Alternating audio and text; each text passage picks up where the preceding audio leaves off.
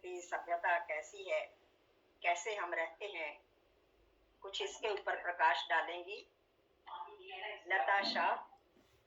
नमस्ते सभी को। हमारे भारतीय लोग कैसे हैं, देखिए हमें गुण देखने चाहिए, किसी की बुराई नहीं देखनी चाहिए। उसी चीज को इन्होंने अपने शब्दों में या कहिए कि कवि के कवि शब्दों में सुना रही हैं। चलिए लता जी। बाकी लोग म्यूट कर लो प्लीज।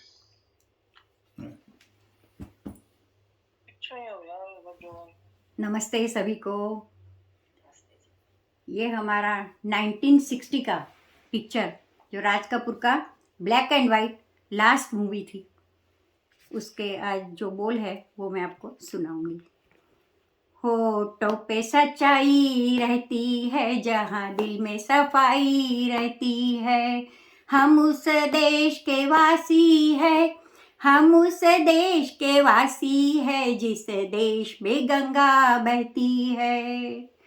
होठों पे सच्चाई रहती है, जहाँ दिल में सफाई रहती है। हम उस देश के वासी है, हम उस देश के वासी है, जिस देश में गंगा बहती है। मेहमा जो हमारा होता है, वो जान से प्यारा होता है।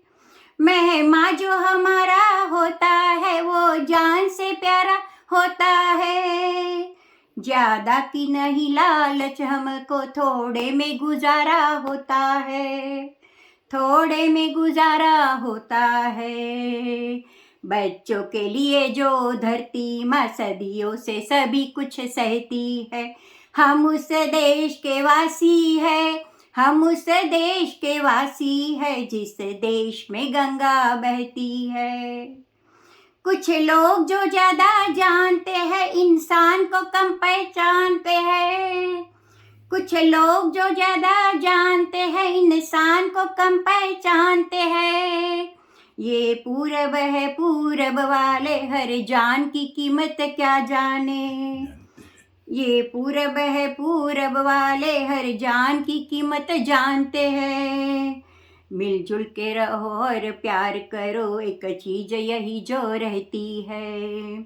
हम उस देश के वासी है, हम उस देश के वासी है, जिस देश में गंगा बहती है। होठों पे सच्चाई रहती है, जहाँ दिल में सफाई रहती है। हम उस देश के वासी है, हम उस देश के वासी है, जिस देश में गंगा बहती है। जो जिससे मिला सीखा हमने, गैरों को भी अपनाया हमने।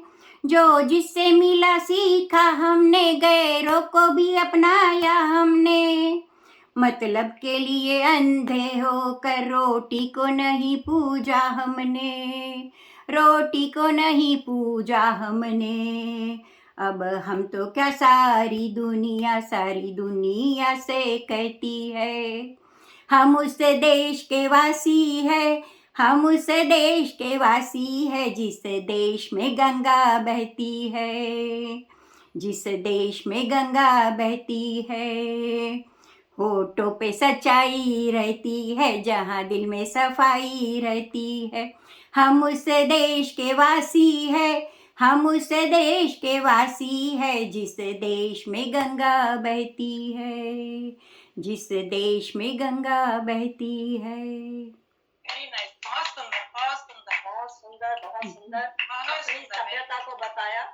और Amanda, I would like to tell you that she was saying that we respect our guests, we respect our elders, we respect the nature, in which nature, rivers, plants, everything. We respect the nature fully, we respect our elders, and we respect our guests and teachers who teach us. Acharya Devo Bhava, like that. So, next to this now,